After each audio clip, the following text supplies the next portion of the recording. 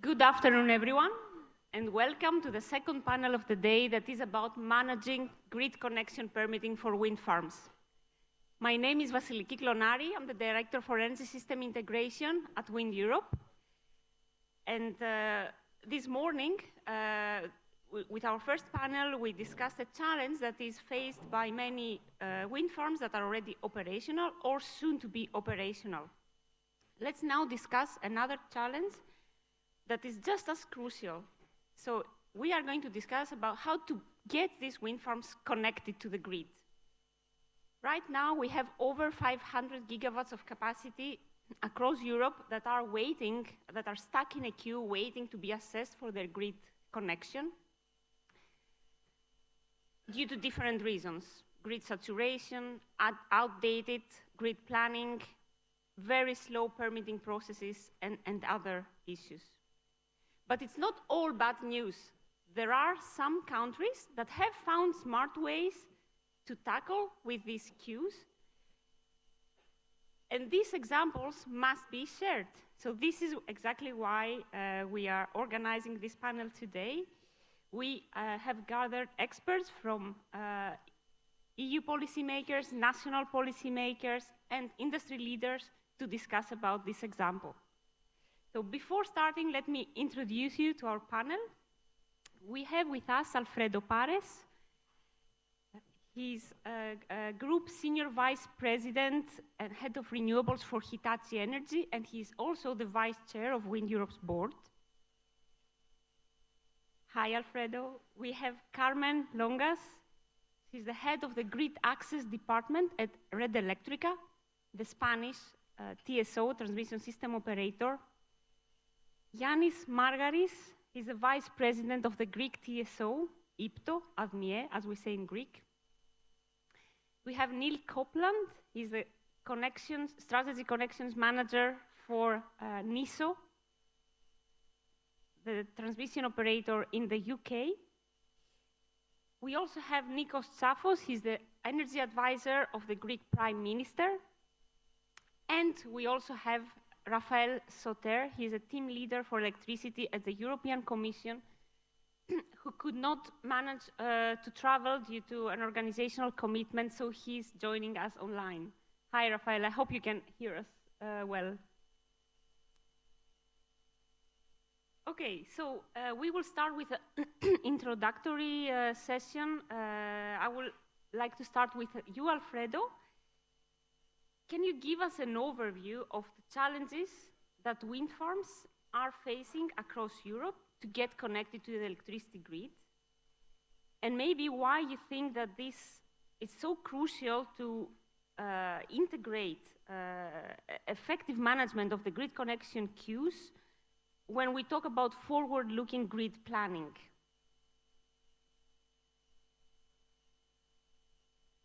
To be here with all of you. So when you think about challenges, two comes from the top of our minds, no? And they are related to uncertainty. If you think about uncertainty, about when a grid connection will be available, so when you will be able to start generating and generating those cash flows that will be able to repay your loans and get your returns. But also uncertainty on your grid connection agreement. All those grid connections will be addressing curtailments. We discussed it at length in the morning. And in some countries, all those grid connections address the cost of the grid connection itself. So this uncertainty has really concrete impact, no? If you are an investor or if you are a bank, that uncertainty means, am I sure that this asset is going to create the returns to be able to repay the loans, which means eventually, for the investors, higher financial cost, or eventually a project that is not bankable. As simple as that. From a WindEurope situation, we did perform last year a survey on grid access challenges. This was done together with the national associations and different developers, so trying to bring the voice of the different stakeholders. And no surprise, so we think about challenges and grid connection delays. We're referring to, as you said, Vasiliki, the planning challenges, How efficient, inefficient is planning? Once you have planned, how fast or not are you in building those assets to the grid connections? And the inefficiency in managing the grid connection requests. And here, different topics emerge also, and I'm sure we'll be addressing them also in detail. The principle of first come, first served, which is obvious, no? I mean, I'm here, I'm in the queue, I'm first in the queue, I'm going to be served first. But this concept has been contaminated in the market by speculative grid connection requests. So just requests that goes into the system because they allow some developers to increase the value of their project and resell them, but with higher returns.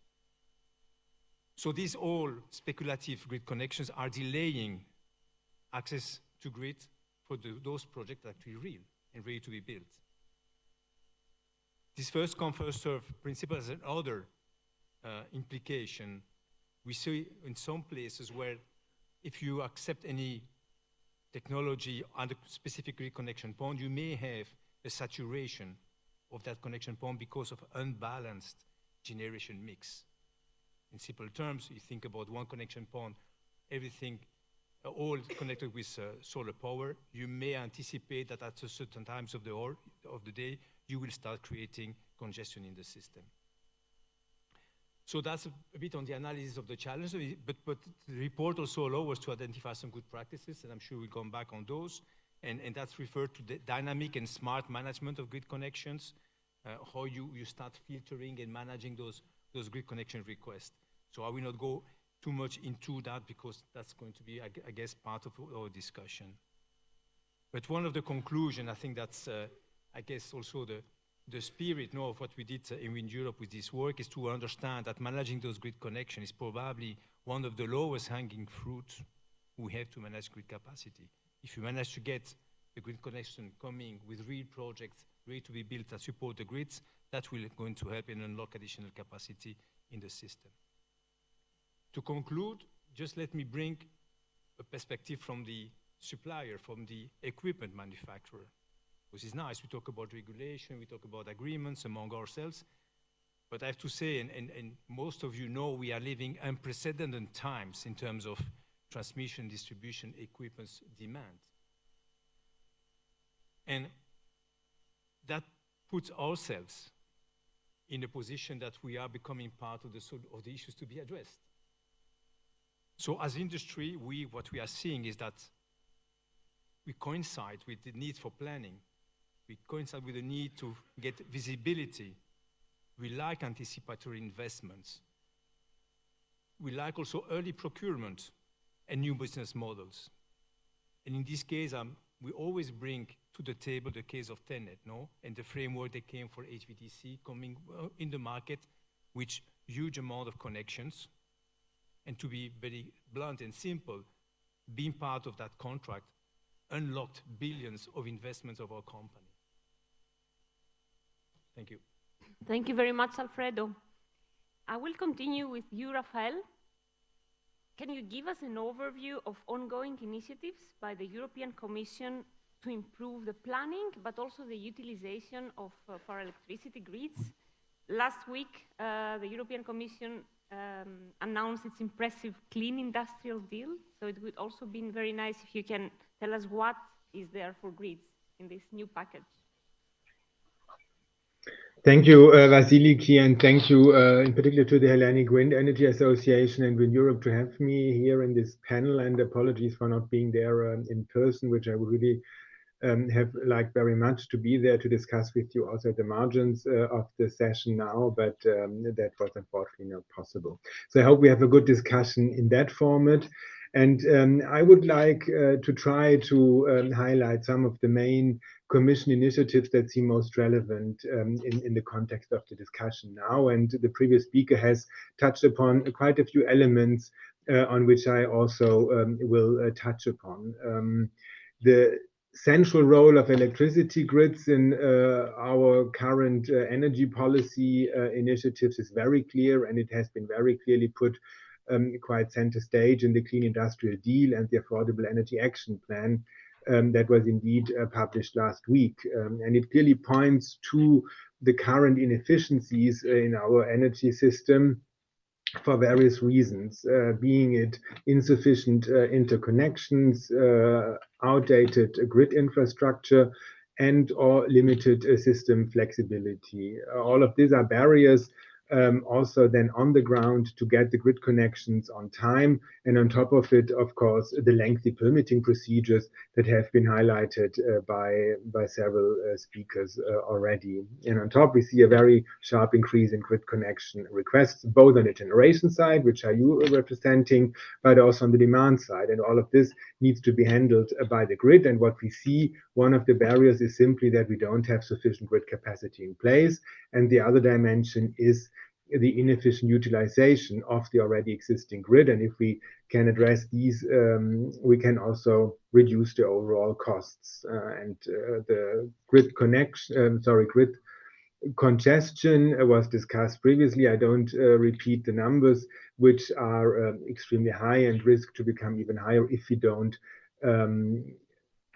improve the planning of our grid and use the grid efficiently. And the key of all of this is, of course, to increase overall system efficiency with the aim to make our electricity bills more affordable. That is the key objective of the Affordable Energy Action Plan. So let me now go into details on two dimensions, which were already mentioned by Vasiliki in the introduction.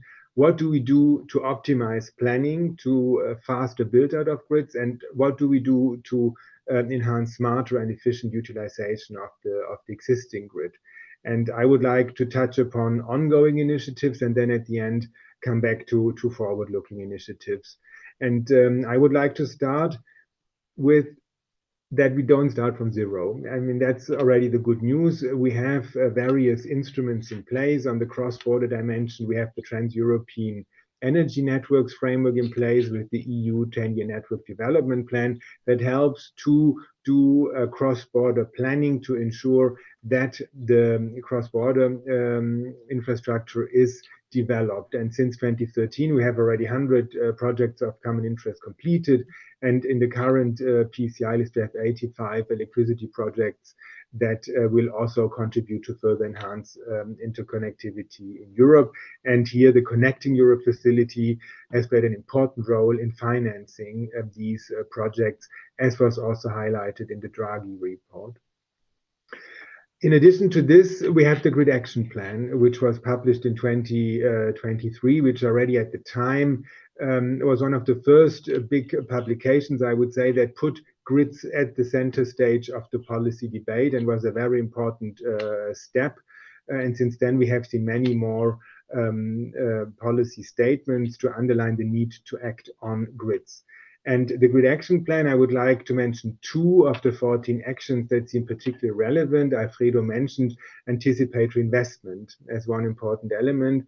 And we are at the moment working on Commission guidance on how to go about with anticipatory investments to help member states and regulatory authorities to ensure that anticipatory investments are taken into account to avoid potential bottlenecks, to reduce bottlenecks, but also to save costs ultimately by anticipating future needs. And this guidance should be published in the coming months. In addition to this, there's a second guidance document on dedicated grid areas, which again, I think is very important in view of making best use of the provisions in the revised Renewable Energy Directive to identify dedicated grid areas by member states, where then grid projects can benefit from faster permitting procedures and hence the acceleration of the grid build out. This just highlighted a few examples on the planning side of things. When it comes to the better use of the existing grid, existing grid capacity, I mean, there are many things to highlight, but what I would like to mention is the revision of the electricity market design that entered into force last year, where there are several elements which address, for example, the first come, first served principle. Also, Alfredo has mentioned that there is the possibility to go away from this principle. And we have member states, several member states have good examples on how this can be done, and we might hear more on that in a second. We have in the EMD the flexible connection agreements, which can help, but also, for example, a tariff system to incentivize flexibility, which is one important component to address the congestion in the grid. Next to the electricity market design revision, again, the grid action plan also has several actions on how to make better use of the existing grid. One work stream is on network tariffs, where Acer, Manolis was speaking in the first panel, is working on how to improve, if I can call it like this, network design, also in view of make better use of the energy system. And the second work stream is to set up a Technopedia platform, where the objective is to bring together available technologies that can make better use of the existing grid. So concrete examples with concrete benefits, monetized benefits, to help the relevant actors to take up these technologies, which can be an easy win, if I can call it like this. And we should see first results in the course of this year. Let me then, and I need to close, go to the forward-looking part of what Commission initiatives are being developed. And this brings me back to the Affordable Energy Action Plan. And here I would like to highlight one of the several elements on grids, and we can come back to others if you wish later. This is the European Grid Package that has been announced already in the Competitiveness Compass. We expect this to be published early 2026. Clearly acknowledging that grids and interconnectors are the enablers of the energy transition and electrification in general. And this grid package will cover several dimensions. One is to further simplify the Trans-European Energy Networks framework, which I mentioned at the beginning of my intervention. We also will look into how to further improve planning, meaning more integrated planning, and also to make sure that the current gaps we see in the planning exercise, if you compare the needs identification and the planning exercise, that the gaps are indeed addressed by concrete projects. Another important component is streamlining permitting further to see what can be done further to accelerate permitting procedures, but then also the digitalization and innovation aspect, of course. And the last point is the visibility of manufacturing supply needs. And I think this transparency element also, excuse me, Alfredo touched upon this, is a very important element in all of this. If we don't have the manufacturing capacity in place, we simply cannot deliver on the additional build out of the grids. And here I would also like to mention in the Affordable Energy Action Plan, there is a new instrument, the EIB counter guarantee, specifically for grids manufacturing to help further build up the necessary capacity. So I would stop here. I hope I could highlight some of the most relevant initiatives, but of course more than happy to go deeper in those mentioned or those which I could not mention due to the limited time. Thank you. Thank you very much, Rafael. We're looking forward to the guidance about the anticipatory investments, but also the grids package, and of course the new EIB instrument to be used in the different countries. I will continue with you, Yanni. So can you explain to us what are the current conditions for wind farms and other renewable energy projects waiting for a grid to get connected to the grid in Greece? So what is the status? And then maybe your views as the TSO and your suggestions to the government on how this process can become more dynamic and how we can ensure a more balanced mix of connected technologies. Thank you, Vasiliki, and thank you all for this very, very useful and meaningful workshop. And I'm very glad to hear also people from other European countries sharing their experiences, because at least in the first panel, it was obvious to me that we all face the same challenges, and to be honest, I don't think anyone has found the golden solution to the issues we discuss.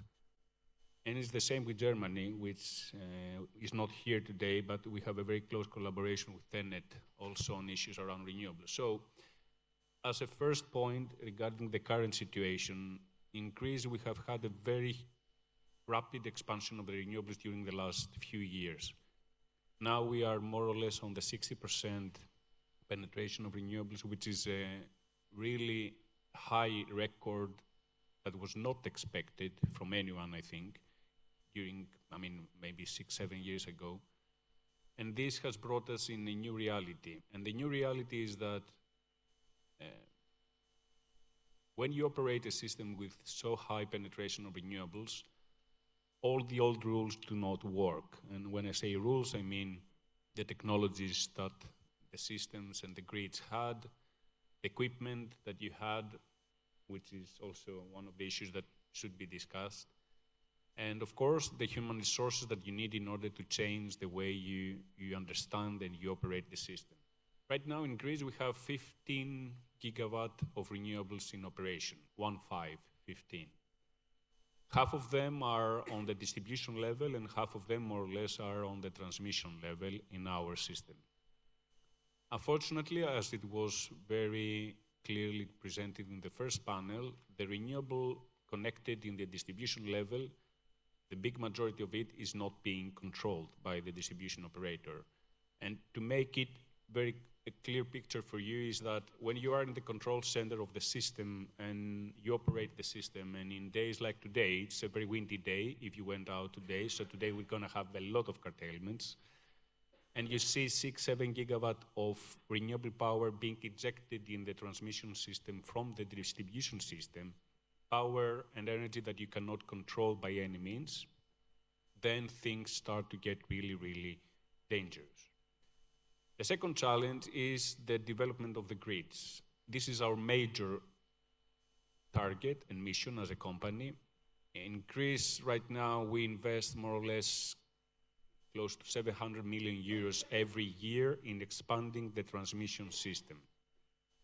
To give you an understanding, in 2017, when I started with IPTO, we had 70 million euros per year investments, and now we are in 700 million euros. But this is not enough. And the time that defines the rate, the speed of the transmission system expansion are basically two factors. The first one, and the most difficult one, is the permitting of the new transmission infrastructure.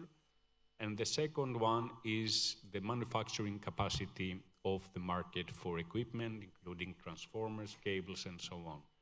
There's a third factor, which is also the human resources that are available in the country to construct this project, which is not here. And this is the same all over Europe, according also to European Commission's relevant reports.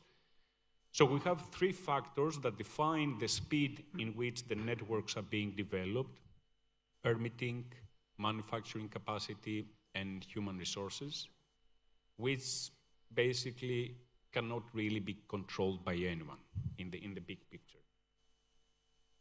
The fourth point I would say is that the appetite for more renewable energy is still very, very high in Greece, and this is a result of a success, having so many investors from both internally and abroad willing to invest in renewable energy in Greece. It's a result of the success of the previous year that we managed to interconnect several gigawatt of renewables in the system, both in the transmission and in the distribution level. But this high appetite has brought us now in a point where we have reserved basically the capacity of the networks up to 2032, 2033. And we have now renewable projects asking for connection permits, both from the transmission and the distribution, which basically cannot fit in the networks as we know them now and as we project these networks to be in the next 5 to 7 years. This was This is defined in the Greek discussion, the Greek public debate, with a word called overbooking. So the guideline from the government, the general direction from the Ministry of Energy was that we should move on with more connection offers in the overbooking, let's say, concept, which basically means that you give more connection offers than the one you know are going to fit within the network's capacity. So the whole discussion about what kind of connection offers we should give and what kind of special terms these connection offers should include and what should be the curtailment framework and who should compensate are now being done within this complex situation. What we are planning to do is working on the new flexible contract guideline from the European level, and basically what we do is now we're studying different areas of the system, trying to estimate percentage of power that we can guarantee to the producers, depending on the type of technology, depending on the size, depending on the exact area of the system.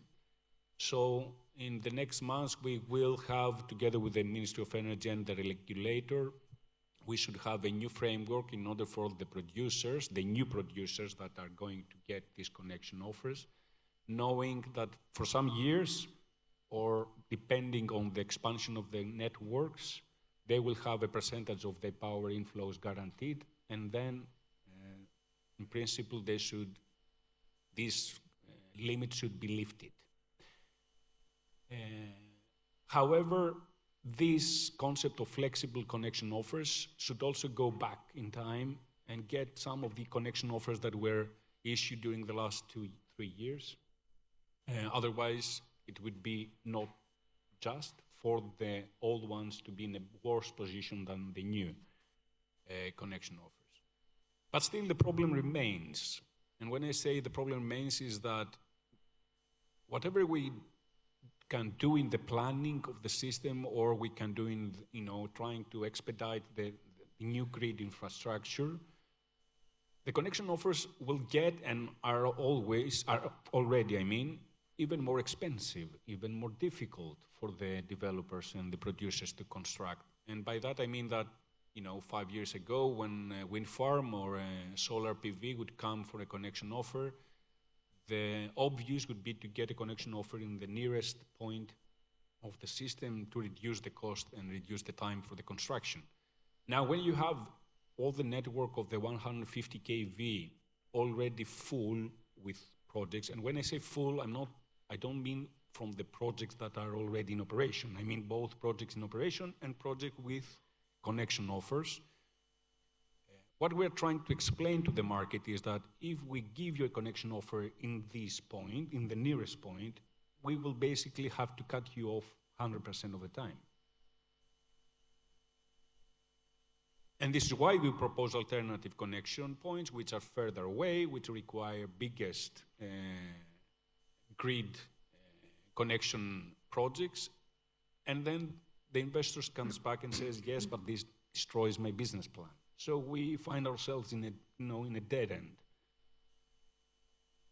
There have been many proposals made to the Ministry of Energy regarding this extra cost and extra time that these new connection offers produce, and we are still, of course, in a debate.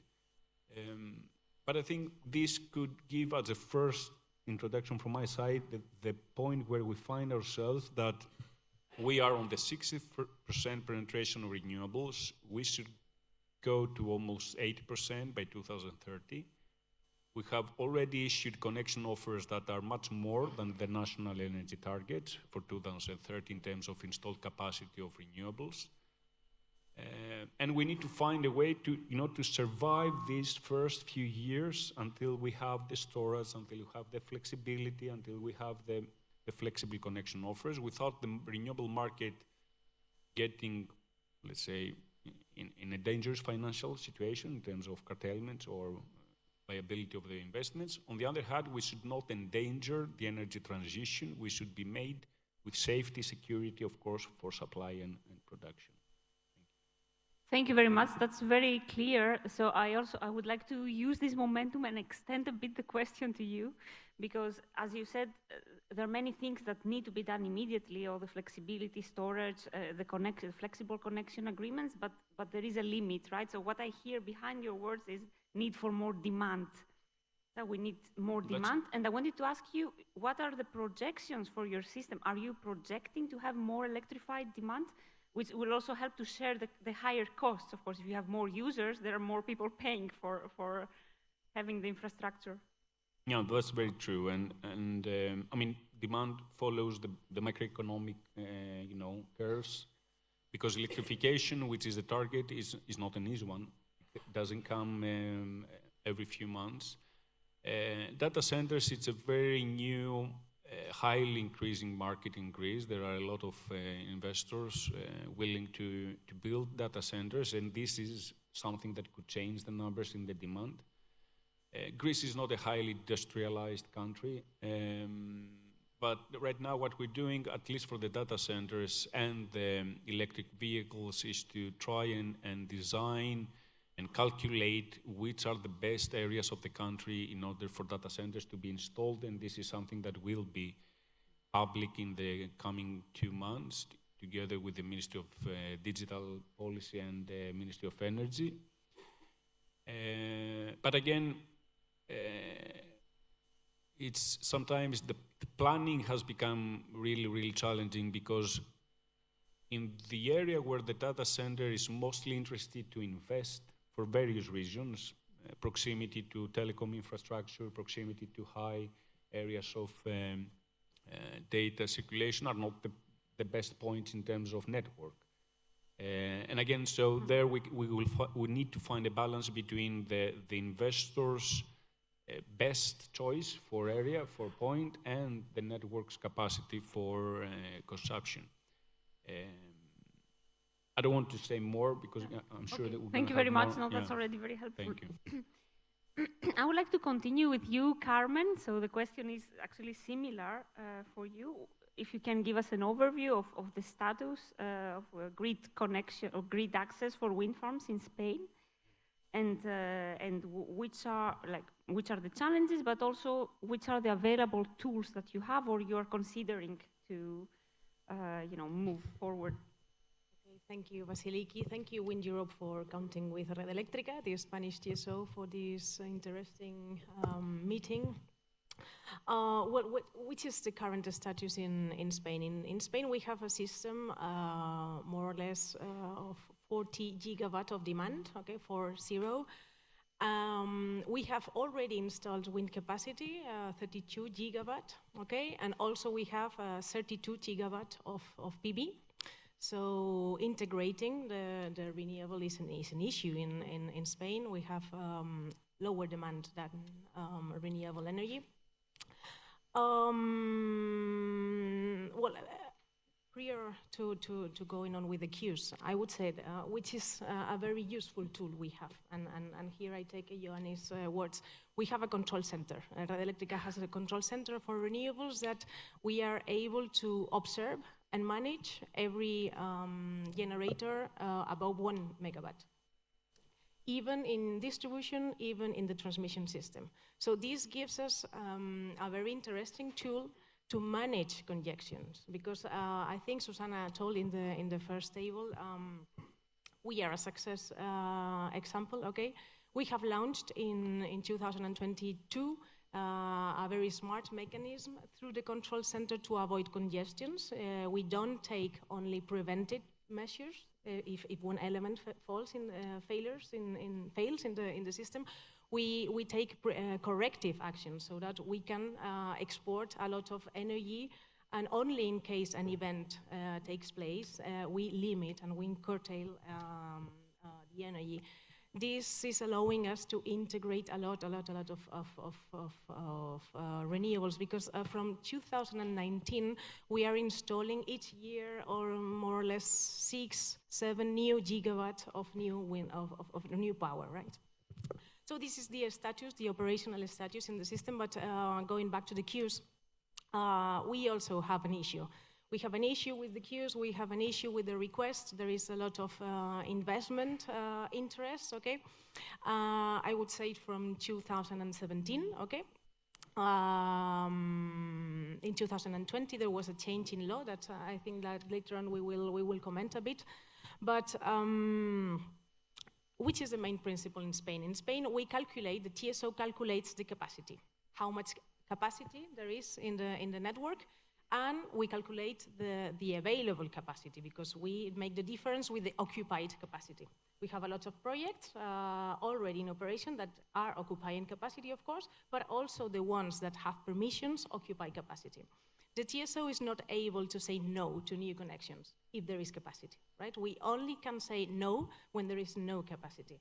And we calculate the capacity in the existing and planned, planned network, okay? We cannot say, okay, yes, go there, and then I will go with my expansion plan. No, only planned, binding plan network, right? So if there is available capacity, then the developers can request, okay? And then the main principle here, this is the first come, first served. This is the general procedure, right? And this has been a useful tool, I would say, just to start the deployment, okay? That was years ago, okay? But it ended up with a lot of denials, right? Because we were issuing a lot of permissions, but also we were denying a lot of permissions. So the system was exhausted. Something had to change, and this came in 2021. So now we have more or less 32 gigawatt, also 30, the magic number, 32 gigawatt in the queue. And in the queue, when I say in the queue, I say with permissions, but not installed, okay? They have the rights to go to connect to the network, right? We have in PV, it's like more or less 80 gigawatts. So we have a lot of people, we have a lot of developers with projects willing to connect, but not already in operation, right? They have the right to connect. These permissions, the access and connection permission in Spain, is the first stage to develop the project. Then they come with the administrative authorizations, the environmental, the constructive, well, a lot of things that they have to do in the ministry and in the territory. But the first stage to develop a project, I would say, is the access and connection permission from the TSO or the DSO, right? Here, another important tool that was introduced by the ministry in order to avoid projects occupying capacity that not were going to be developed, they introduced a system of milestones. So the project shall prove, and they shall prove to us, to the TSO or the DSO, they have to prove that they are going on. So they established 5 milestones, okay, and with deadlines, and the developer shall prove to the system operator that they are going on. If they are not going on, then the access and permission is cancelled, so that this capacity can be available for another applicant, right? So I think this is, well, this is hard to implement, very hard, okay? But I think it's a useful tool just to avoid that this capacity, which is limited, okay, and it's free, okay, in economic terms, just to avoid that this capacity is being occupied and avoiding the entrance of new promoters, okay? And well, later on we can comment on the more things that we have in Spain, but I think this is the view. And the main thing that we have as tool of the TSO in the queue management is a clear regulation. I would say this is clear. All people have to know the rules in transparency, data, okay, and have the information and just know how it works. So you say that this is very transparent in Spain. I know, I think so. I know that there is always a request for more and more and transparent, because the queues are, you can see each month who is in the queue, what is occupied in each substation, which is the available capacity. But of course, you cannot see who is there, okay? Who is the developer of this? And I know that there is a general feeling that, okay, more transparency is needed, but this is a confidential data. Okay. Thank you very much. I will continue with you, Neil. So we know that the UK is going through a major reform of its grid connection strategy. if you can also give us an overview of what led you to this new initiative, and which is the long-term objective, and maybe also to explain what is the role of NISO, because it's quite a new organization. Yeah. Thank you very much, and thank you for inviting NISO to speak today. The National Energy System Operator in GB was established in October 2024 when National Grid Electricity System Operator was taken into public ownership. So NISO is a new organisation. We're owned by the government, but we're operationally independent of government and of industry, and we're regulated by Ofgem, the National Regulatory Authority. We still run the electricity control room, the operations room, and we plan the transmission system, but we've also taken on new roles planning gas and hydrogen in the future. And this is a big change since we became NISO rather than the electricity system operator. And we think this probably makes us unique in Europe in terms of the fact that we're not a TSO. In Great Britain, we have 3 transmission owners and 1 system operator, and it gives us a different perspective and a different role. And as part of that, we have an obligation to provide advice to government and to the regulator when we're asked to do so. So, for example, we provide advice to government on the development of the energy system in the future, and I'll come back to speak a bit more about that in a minute. But we also advise the regulator on schemes that the transmission owners intend to implement through their price control regulatory settlement or through reopeners, so specific parts of the price control associated with particular investments in the transmission grid. Some of our new obligations relate to planning the system in the future, and we will deliver a new output called the Strategic Spatial Energy Plan, and that looks to be a bridge between national government policy and the energy system itself. So if the government has an aspiration for 50 gigawatts of offshore wind by 2030, the Strategic Spatial Energy Plan will think about where that wind might be best placed on the system. That's top down. We also have a role bottom up, and we'll also deliver an output called the Regional Energy Strategic Plan, and that looks at taking the local government policies, such as municipalities, large cities, and devolved administrations throughout Great Britain, and allowing our DSOs, both in electricity and gas, plan their systems in the future. Both of these outputs will also be able to inform a certain level of anticipatory investment, and the Strategic Spatial Energy Plan, there are too many 4-letter acronyms that I will refer to in this quick introduction, will inform something called the Centralised Strategic Network Plan, and that will inform the development of the transmission system in the future and reinforcements to the transmission grid. The other part of that is connections and bringing it back to connections and our being a relatively new organisation.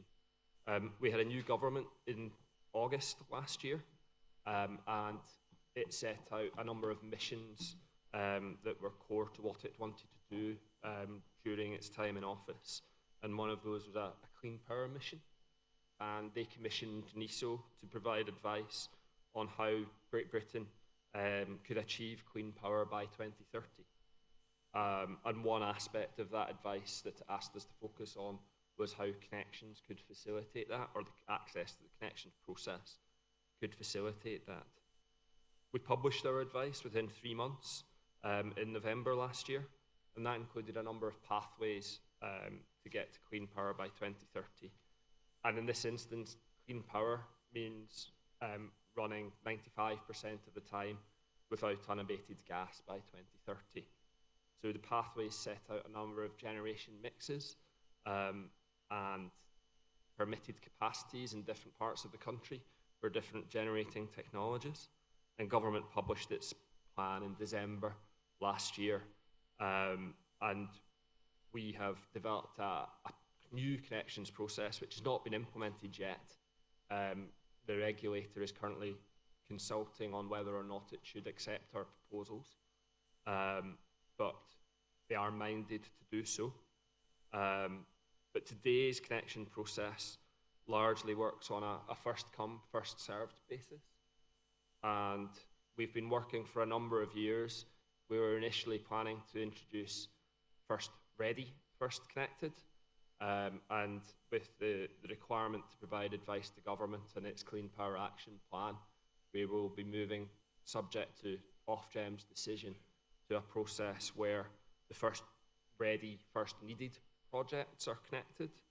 And I can perhaps come back a bit later on to talk about some of the detail of how we intend to do that. Just in some of the points colleagues have made earlier on, we've also introduced queue management milestones into our contracts. Sounds similar to what's happened in Spain, whereby developers have to continue to demonstrate making progress in the development of their projects to maintain their place in the queue. This is something that's only just beginning to take effect in Britain. It's being introduced into contracts and beginning to be applied. Ultimately, it could result in some of the speculative projects that were spoken about earlier being removed from the queue. That's not happened, and it's the ultimate sanction, if you like. But that is in contracts today. Just by way of illustration, we have around 750 gigawatts in our queue now, and that's projected to get to about 800 gigawatts without intervention by the end of the year. We don't have some of the same caveats in our regulatory framework about not providing offers if the grid capacity is not there. So we are if you were to make an application for a 1 gigawatt wind farm in Great Britain today, you might get an offer of 2035 or later, probably later. So our intentions with reform and moving to a first ready, first needed process is that we can get rid of those speculative projects that might not have secured planning permits, planning consent, aren't developing their projects, and actually have those projects that are ready and needed and connect them in a timely manner. I can speak a bit more, if it's helpful, about that later on. Thank you very much, Neil. And I'm coming now to you, Nikos. Can you explain what are the challenges from the government perspective in Greece in granting new grid connections to wind farms already in the queue or future ones? And maybe what is your opinion about the Hellenic Association's position that the Greek energy mix needs more wind energy? Thank you very much for the questions. Thank you for having me. Let me start from the second question. And the Greek energy mix actually so far has been quite balanced. So if you look at wind and solar in terms of generation, given the fact that wind has about a 10 percentage point higher capacity factor than solar in Greece, if you look at the generation, they moved relatively together. Sometimes wind moved faster. The last few years, solar has moved a little bit faster. So the idea of having a balanced development is definitely something that Greece has practiced. There are good reasons for wanting balanced development. I can tell you from my perspective, sort of sitting and looking at the system, I like wind for lots of reasons. It's not very correlated with solar. It's not hugely, doesn't have huge like hourly patterns. Has some seasonal patterns, but not like very pronounced. There's kind of like a little bit of a dip in the spring, but we don't have that huge variation between summer and winter that you observe in other European countries. We also have in Greece relatively uncorrelated wind relative to the rest of the EU. And so, during the period of the low wind in sort of Germany in November, where all of Europe was panicking, I was looking at our data and we're having like record wind and like massive exports. And so, so wind has that extra value, not just to the Greek system, but also to the European system. And if you look at our trade balance today, wind is the most obvious driver of our trade balance. So when it's windy, we export. When it's not windy, we import. And as a country that wants to export, wind is a vehicle for doing that, because it's harder to export lots of solar because solar is much more correlated among countries. So these are all the reasons why, wanting more wind and wanting wind in the mix make a lot of sense from a government perspective. But let me go to the challenges.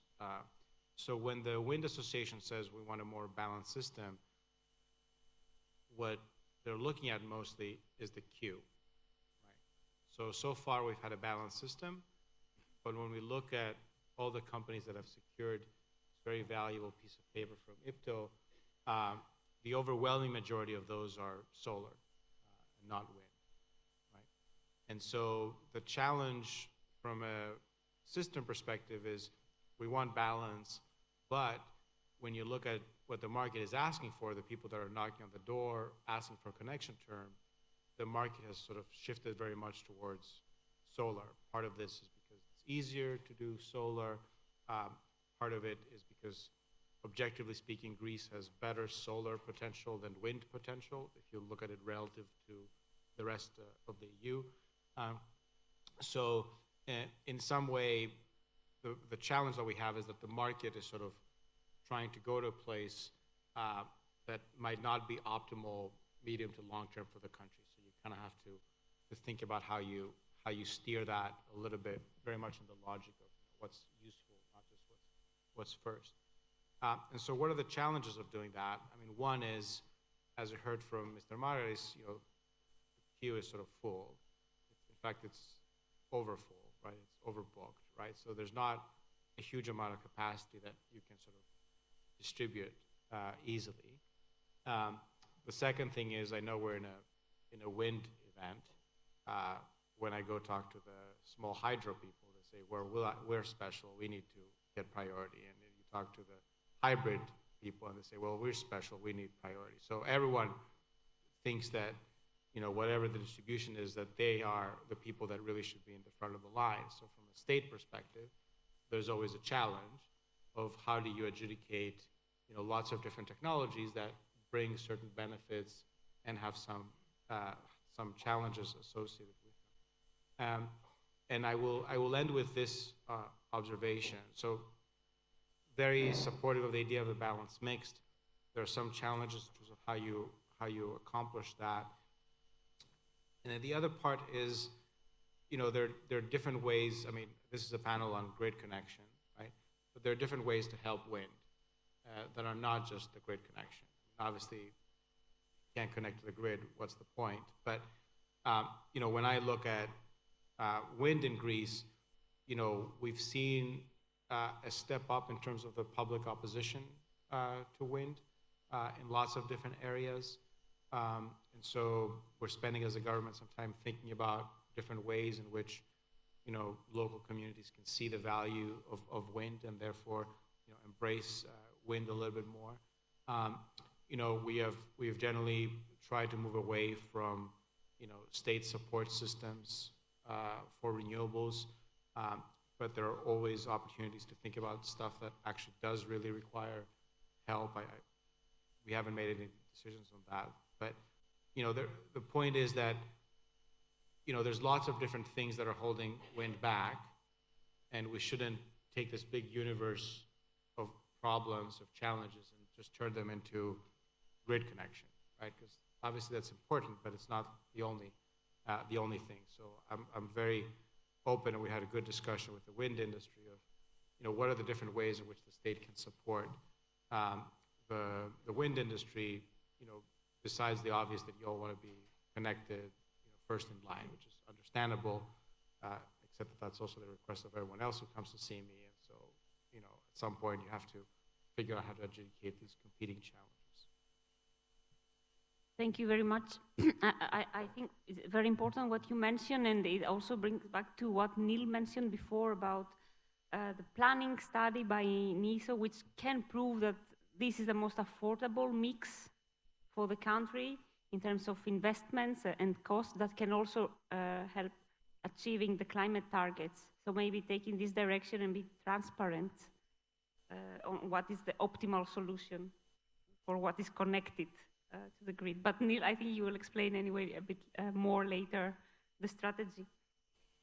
Okay, we can continue with the next round of questions, but I will start with Rafael now. So this is about good examples of dynamic grid connection queues or visibility on available capacity. So I wanted to, my question is, a major issue in managing effectively the grid connection queues is the lack of visibility and regularly updated information about the available grid capacity for new renewables and demand. Can you explain, you mentioned some initiatives before, but maybe if you can explain more the details of how recent EU regulation and new initiatives can increase the accountability of member states in maximizing this transparency? Sure, thanks, Vasiliki.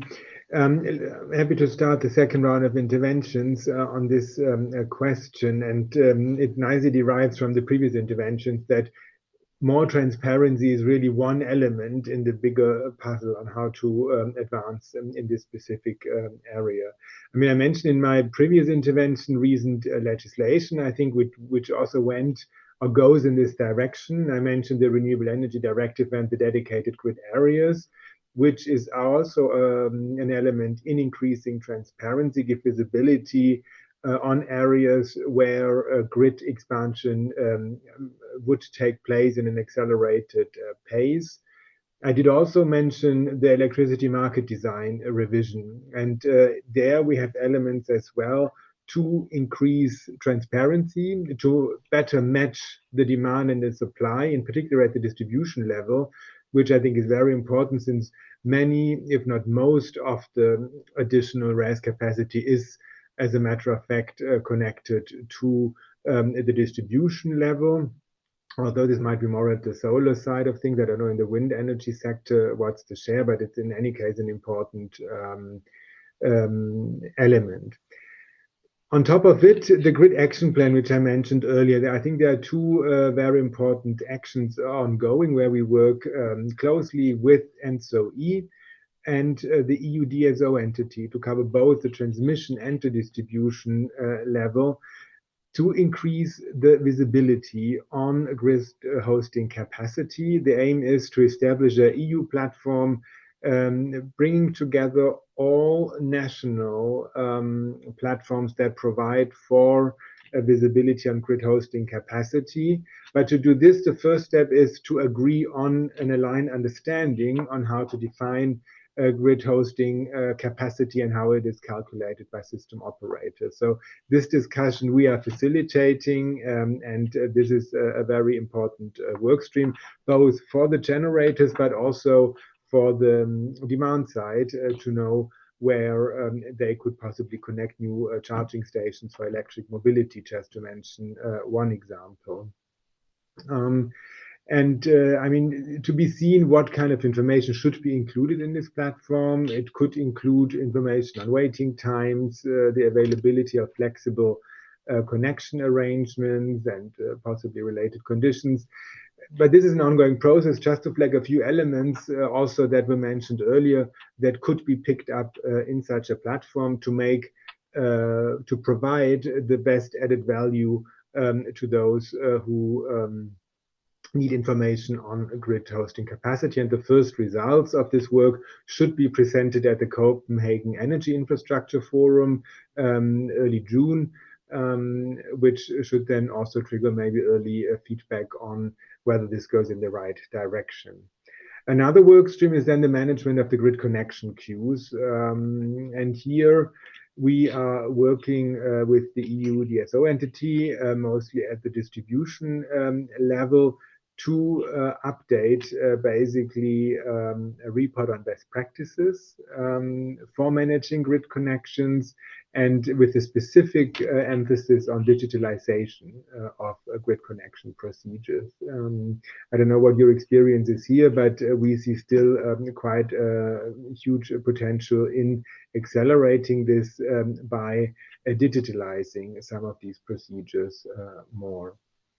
And the last point on visibility, I touched upon it earlier, is the visibility on the supply chain. And here, the TenneT example was mentioned earlier. We have also two work streams under the Grid Action Plan together with the relevant stakeholders to, for example, provide common specifications, some of the technical specifications that could help to further accelerate the supply chain development and also accelerate the procurement procedures, which is one of the bottlenecks in the system. As you know, the previous speaker mentioned permitting a grid connection is one thing, but we have other elements that are also very important when we want to accelerate the grid connections. Let me mention one last point, which might not be directly related to your question, but I think it's a very important element as well, which is public acceptance, which we need to tackle when we want to engage in faster permitting procedures. And in our Grid Action Plan, we established a pact for stakeholder engagement, where we have now many stakeholders involved, with the aim, based on guiding principles, to ensure early involvement of the relevant citizens, local population, and others, to raise awareness and transparency on the need why these grid expansion projects are needed in view of integrating renewables, decarbonizing our energy system, and ultimately ensuring affordable prices to citizens and businesses. And I would stop here. Thanks. Thank you, Rafael. Very interesting, and especially this first point about having a common understanding of what is the available grid capacity, hosting capacity. It's true that it sounds very technical, but if we don't start with this, it's very difficult to communicate also among the different countries and systems. I will continue with you, Nico. Let's maybe dive a bit more into the grid permitting process in Greece, of course, and how visible is the status of grid connection queues in Greece. We're talking about visibility.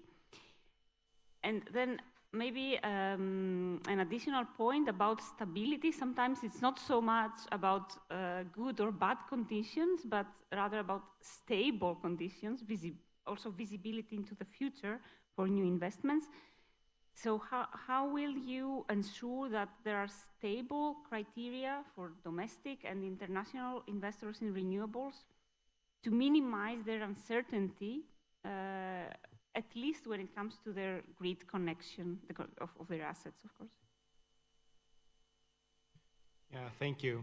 Let me offer a couple of observations on that. I mean, first, when I step back a little bit and I think about what is the problem we're trying to solve here, because I mean, the question of visibility is key. Having said that, I think if we were to start giving out grid connections for 2037, 2038, 2040, 2042, I don't think people would be quite that happy with that kind of visibility. Right. So I think when I step back and I think, what is the challenge here? And the challenge as I see it is the following. These are the numbers for 2023, so I apologize, I haven't done the exercise for 2024 yet, but Greece, the average load is about 5.5 gigawatts. Okay, that's the average load in Greece. 10% of the time, the load goes above 7, and 3.5% of the time, it goes above 8.5. And we have a peak load of almost 11 when it's like super hot and all the ACs in the country are running. Okay, so 11 gigawatts is the absolute sort of max that we've reached. As you heard from Mr. Margaris, we have about 15 gigawatts of renewables. We probably have about that much with firm connection terms, maybe another 14 gigawatts with sort of firm connection terms, plus or minus. And then we have the queue of people that don't have that visibility, that want that visibility. And if you add it all up, you know, depending on the time, you may get to, you know, 70, 80 gigawatts. And so the real question is, where is this energy going to go? And, you know, if you look at our exports, you know, at a peak, we may be going a little bit over 2 plus gigawatts of exports. So if you add that to our load, you know, maybe you relieve that a little bit. We can talk about demand, and I hear that. Demand can move at a certain pace, and that's sort of you can do something to accelerate that. But so to me, the real question is not so much the connection terms, which is, and I'll get to the connection terms, but the real question is, what do I do when 80 gigawatts are trying to feed a market of 5.5 gigawatts of like average load? And I understand that, you know, these are not gigawatts that produce all the time, and I understand all those things, but at the same time, it's an equation that just doesn't work. And you heard this from IPTO. It's like, sure, I can connect you, and I'm just gonna, you know, cut you off immediately because there's nowhere for the electricity to go. So the macro question is, how does the system work, right? So that's the ultimate problem we're trying to solve. And the answer is, I don't truly know how the system is going to work. I mean, I know how it will work on paper. We're going to have, you know, 30-40% flexible demand, things turning on and off and moving around and all that, and I understand that. It seems a little bit more sci-fi to me than it seems immediate application that I see around the world right now. So that to me is the real challenge. So coming back to visibility, you know, can we do better in terms of, you know, publishing the queue more frequently, and could be more clarity about where you are in line and all that? These are all, you know, these all things make sense to me, and we can continue to do a better job on that. But at the end of the day, I think the real challenge that we face is we just have too much demand for connection and for, you know, injecting electricity into a system that just doesn't have the ability to absorb that, right? So that's, to me, the equation that we're trying to fix here. And when you think about that, you know, visibility is, again, you can get a piece of paper that says you can connect in 20 years. You know, is that super valuable? I am a big believer, though, and I think we can maybe do a better job of that, of making sure that people are not hoarding, people are not holding on to capacity when the projects are clearly not moving forward. I think that's an area that makes a lot of sense to make sure that everyone gets a shot, but you know, you have a certain time to make your project work, and if you can't make it work at that time, there's a big line of people that want an equal access to that system. And so, you know, those are the challenges that I see that we need to manage. Thank you. I think it's also very helpful now after the announcements by the Commission last week about the clean industrial deals to see what opportunities are there for the country to create this, or to displace fossil fuels from certain processes, or to create new demands. So there are some tools at EU level. Let's see also how we can use them in Greece. I will continue with you, Carmen. You mentioned before this new law that was introduced in Spain in 2020 or 2021. I think, if I'm not mistaken, you call it the grid capacity tenders or something like this. So it would be very interesting if you can explain to us how it works and based on your experience so far and the stakeholder satisfaction, let's say, if you would recommend it to another country. Yeah. Well, it is 2020, 2021, because in 2020, in June, the minister said, okay, stop. Because is there a market for, well, our values are different, but we were seeing lots of numbers going on. Has it sense? So they say, stop requesting access, right? This was in 2020. They didn't achieve really, so in 2020, in December, there was another royal decree saying, now they really stop, and they really stopped. And it was in 2021 when the new implementation started to run, right? So this was a bit, well, it was 1 year, during 1 year, right? Okay, so of course, well, this reform has sense in the context of Spain. Lots of denials, lots of permissions, lots of requests, no capacity in the grid, so something had to be done, right? So main 3 points that were done. The first of all, calculating the capacities. Okay, the capacity of the network was already calculated 20 years ago, more than 20 years ago, but the criteria were not really technical, right? So in 2021, we achieved to have technical criteria, right? Before that, the capacity was the 5% of the short circuit power of each substation. This value has nothing to do with the lines that feed this substation. So in 2021, we achieved to have technical criteria. We have capacities for generation calculated that take into account 3 technical criteria: static, dynamic, and short circuit power. This was a very complex and challenging procedure. It took like 2 years with the regulator, with the ministry, with the generators, with the DSOs, with the TSO, right? So it's not easy. We have to ensure that the system strength is enough to ensure that windmills already connected can be in operation. They have different technical features. We have to be sure that there is enough available capacity in lines, right, to evacuate this power. So it's quite complex, but we achieved to do that. Taking the speech from Rafael, there is an ongoing at the European level work regarding the hosting capacities. We should know what we are talking about, but I guess this will be challenging because the first question here is, do the TSO we have to grant that every megawatt in a substation can be injected to the power? Because in Spain, the answer is no. In fact, we calculate the capacities taking into consideration a 5% of the energy can be curtailed. So this simple fact will make all the definition of hosting capacity be dependent, right? So it will not be an easy task. But, well, I think that this is the first reform. This is very good news from the TSO perspective because now we have technical criteria to know which is the capacity. We publish the capacity each month and we update with the new numbers each month.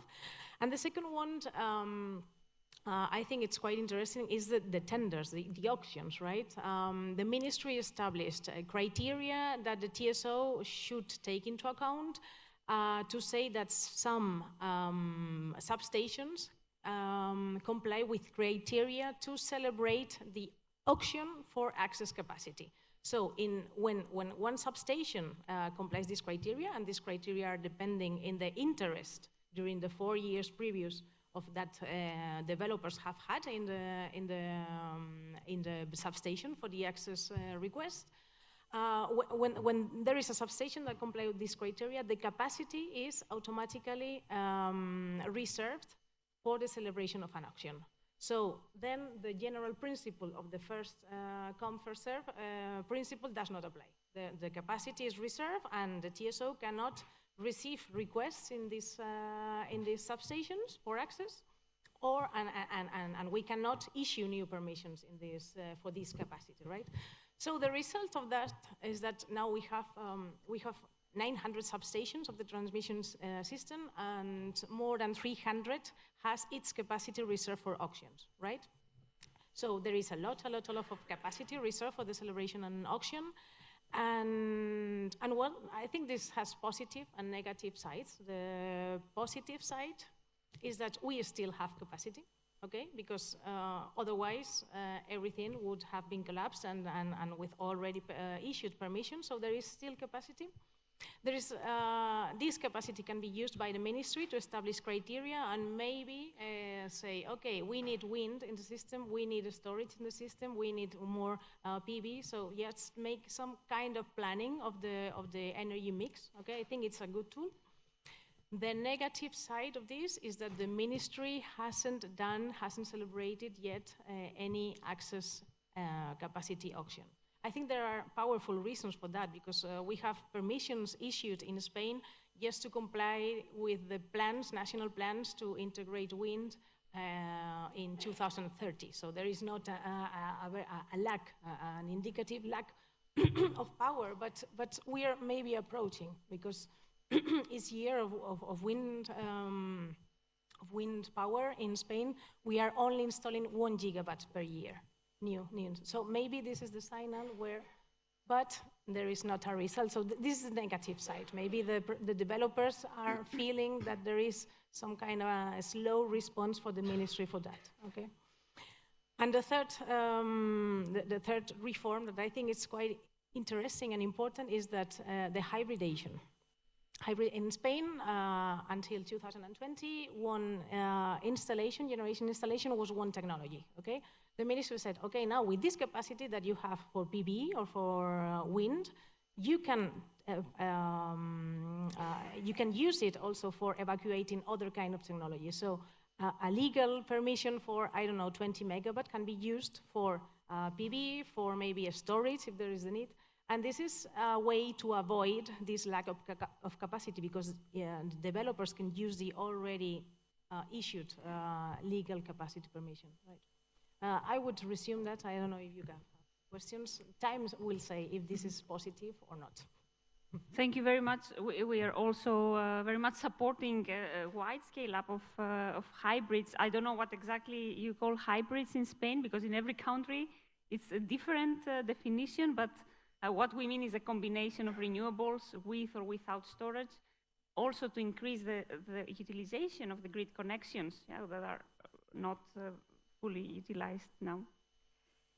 I will continue. Yeah, just to say that I have already exceeded time, but I'm very happy to go until 1:30. But if some of you need to leave because you're traveling or for any reason, please feel free. We will not lock you here. Okay. My next question is to you, Neil. You mentioned before the reform that is now under discussion and about to be approved, most probably. I think it's very interesting to explain how, with this strategy, you are planning to have a balanced mix of technologies in its region, if I'm not mistaken, in its region. And then, yeah, you mentioned about the maturity criteria, so maybe more to talk about the prioritization criteria. So how do you choose who should go in first? Sorry, I will do my best, thank you. There's lots of bits and pieces to the package of reforms that we're working on at the moment. As I mentioned earlier, we currently have a first come, first connected approach. This package of work has been ongoing for a number of years. In 2023, we published a final recommendation on a way forward to ensure that new entrants to the connections queue at the time had to be ready, no mention of needed, and that was only for new entrants to the queue. Because of the rate of queue growth, by May 2024, we had intended to apply those readiness requirements retrospectively. And ready in this context means having land rights or having planning consent is enough for you to be considered to be included in the new queue. If you don't have land rights, there is not a route into the reformed queue for projects. So you either have to have a land ownership, a lease, or an option on the land as a minimum to be included in the reformed queue, or be going through a particular consenting, permitting process for larger projects in Great Britain, known as a development consent order, which brings with it compulsory purchase powers if it's granted. As I mentioned earlier, we had a new government, and it asked us to think about the Clean Power mission and how the connections process could align with that. For a number of years, the ESO, and now NISO, has published something called the Future Energy Scenarios, and that sets out a pathway to 2050 for the power system in GB. And that informed the beginning of the work on Clean Power 2030. The government asked us for advice. It didn't say what clean power was, so we took that to mean running 95% of the time without unabated gas. And in our advice, we provided two pathways to government, one emphasising storage and another emphasising low-carbon dispatchable, or what's called low-carbon dispatchable, and that means hydrogen-fired generation or abated gas generation. The government then chose to take the highest numbers from each of the pathways and include those in its plan and make some other changes, such as with onshore wind. So we have a queue at the moment of around 800 gigawatts, as I said earlier, by the end of the year. And that's made up of a range of technologies: onshore wind, offshore wind, batteries, long duration energy storage, including flow batteries or pumped hydro, liquid air energy storage, compressed air energy storage. There's a lot of different technologies in the queue, and I know I'm talking to a wind conference at the moment, so there's around 30 gigawatts of wind connected at the moment, and by 2035 there's an aspiration of having around 130 gigawatts of onshore and offshore wind. About 90 gigawatts of that is offshore wind, and there's currently 145 gigawatts in the queue. We said that in April or May we'd introduce the needed requirement. The plan sets out a number of zones across the country. There are 11 transmission zones, and these are informed by where the transmission network has constraints, thermal constraints largely. And there are also another 8 distribution zones. And those are based on the ownership boundaries of the different distribution system operators. For onshore wind, batteries, and solar, there are zonal permitted capacities in the plan. And for other technologies, such as low-carbon dispatchable, long-duration energy storage, offshore wind, nuclear, there are national requirements, permitted capacities in the plan. The reason for that is that the projects where there is a national requirement, either there's a relatively low number of projects and there are other mechanisms for controlling where they go, or it's offshore wind, and where those projects are located is informed by the leasing process for the seabed those projects are sited on. The other projects which are zonal, there's a large volume of those projects, and it's less simple to control. There's not mechanisms for controlling where those projects are located.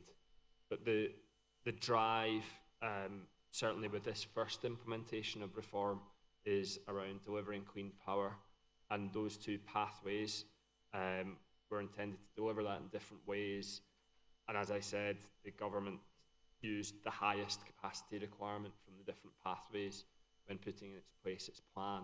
So we will provide connection offers up to the capacity requirement of the plan in each zone or nationally, depending on which particular technology it is that's being used. Projects which have secured a permit to construct planning consent by December the 20th last year.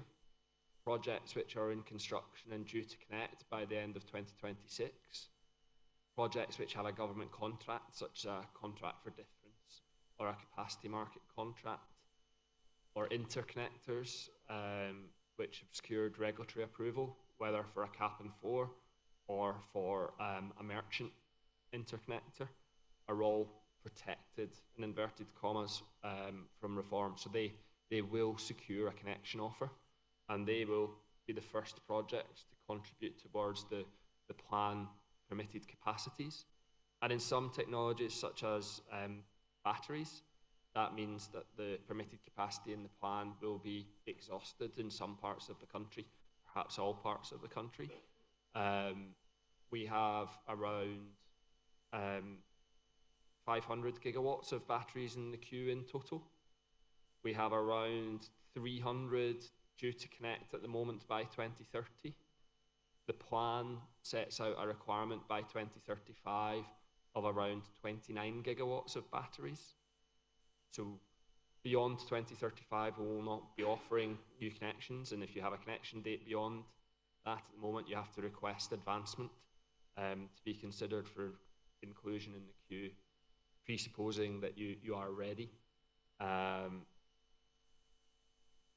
which means that we'll be removing a large proportion of those batteries which currently hold contracts for connection out to 2042, potentially, as you were mentioning earlier on. So we'll be working on that process over the summer, assuming that Ofgem approves our proposals. The next round of projects, if capacities aren't exhausted, will be those projects that have submitted for their planning consent, for their permitting for construction. And if there is remaining capacity after that, those projects which only have land rights. So as I mentioned earlier, in wind, there's 145 gigawatts of onshore and offshore wind currently in the queue, and a requirement for around 130. So depending on how many of those projects are protected, how many of those projects have planning consent, there might be projects removed from the queue. And we expect the next iteration of the Strategic Spatial Energy Plan, which will be a more exhaustive process than CP30 in terms of thinking about what the right projects are, to come out next year and change the permitted capacities. I think I'm supposed to hurry up and finish, so I'll touch off a couple of other things and then I'll be quiet. Apologies. Appreciate I'm keeping you from your lunch. We recognise that the plan doesn't necessarily account for all technologies, and there might be new technologies that are demonstrated since a plan was updated. So if there's a new form of generating technology that can demonstrate that it's ready and wasn't able to be included in the plan because it wasn't ready then, it can seek designation to be included in the plan or in the reformed queue. And there are also projects such as new nuclear build that might require a long lead time. And there is a designation route as well. So if your connection date is 2036, for example, and you can't actually deliver any quicker than that, not because of the grid, but because of the specificities of your own technology, you can seek designation so you've got the certainty of a grid connection for those particular projects as well. There's also designations for projects that are critical to security of supply or system operability or materially reducing constraint costs. So one of the earlier speakers mentioned needing more demand. A document that we published last year around connecting offshore wind, a lot of which is around the coast of Scotland in the north of the country, triggering a lot of transmission reinforcements, set out an assumption that there would be 6 gigawatts of electrolysis built in Scotland, mitigating the need to build additional transmission infrastructure. So all of these things are together, are intended to deliver the right energy mix in the future. Apologies. No, thank you very much. And it's very interesting. Actually, you're facing the downfalls of having a good market for batteries. Now you have to connect all the ones that want to make money out of it. I will wrap up with two questions, one for Yannis, one for Alfredo, but please, let's keep it to 1 minute per question. I have a radical question for you. Yeah? It's one for you, one for Alfredo. Yeah. It's a radical question to Yannis based on what we heard until now. Should we stop granting grid access to renewables? I have to leave. I have a flight. No, first of all, I'm very glad to hear that there are much bigger queues than the queues we have. That's one thing. And the second thing I heard from Spain, because we visited our colleagues in Spain 2 years ago to discuss what they're doing with congestion, and it took more than half of an hour to explain to them the concept of overbooking that I introduced in my introduction.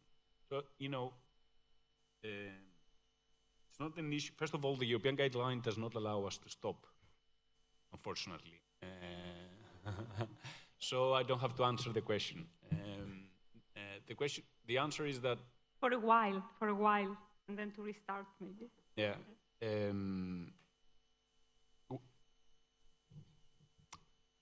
I don't know which are the proper words to share with the market what we've been trying to share during the last 3 years, because we started this discussion about curtailments and connection offers 3 years ago in Greece. I mean, it started in public debates, in discussion with the market. And the renewable market somehow doesn't seem to really worry so much about the risks that we see when it comes to giving connection offers, you know, without looking at the numbers. Calculating the capacity is one discussion, and we will revisit our calculation, but still, the queue is more than 40, 50 gigawatt. Whatever calculation we do, we will not find 50 gigawatt available capacity in the network. We might optimize here and there using hybrid. I mean, yes, combined technologies could improve the efficiency of the transmission network use. The priority and the criteria is always a decision made on the political level. It's not on our level. Our job, as I said, is to make sure that we can expand the system as fast as possible. And Europe has not found a golden solution in the permitting. Germany is an example. It took more than 10 years to start the North-South corridor. So what we are going to do is trying to have connection offers that give some visibility to the producers, not the visibility they would like. With the flexible connection offers, we will try to give the best connection offers we can, but they will not be the connection offers that we used to issue 10 years ago. They will be more expensive. And somehow we all need to face the reality. As Lacan, the psychoanalyst, was saying, at some point you hit the reality. And the reality is that not everyone can get connected. Not all the renewable projects that are being developed will be realized. We need renewable energy in order to reach our climate targets and energy targets. It's not a self-target by itself. Okay, we should agree at least on this, and I'm sure we will find a way. Thank you. And my last question to you, Alfredo, is about exchanges like this that we're having now. I think it's a very helpful platform to understand what is happening in the different countries. So just what is your view, and what would be a helpful way to continue these exchanges regularly? Yeah, I think this workshop is a good example. It's only one part of it. We have the afternoon, which I hope will bring even more information to share, which eventually it's what is building our positions, getting the feedback from the different actors. And I think my answer to your question is, so let's bring this debate in other fora. So the Copenhagen Infrastructure Forum was mentioned earlier. We have the Florence Forum on Electricity. I mean, we have other places where energy topics have been discussed. Let's bring these challenges we face in this fora. And to talk about what? Not to talk about our targets and regulation, but let's talk also about the implementation. So that's always, from an association perspective, this is always the gap we do have. We understand the request, everybody comes here, we want more of this, we want more of that, and then comes the plans, and the Commission is coming with very ambitious plan. But what's the implementation actually at the country level?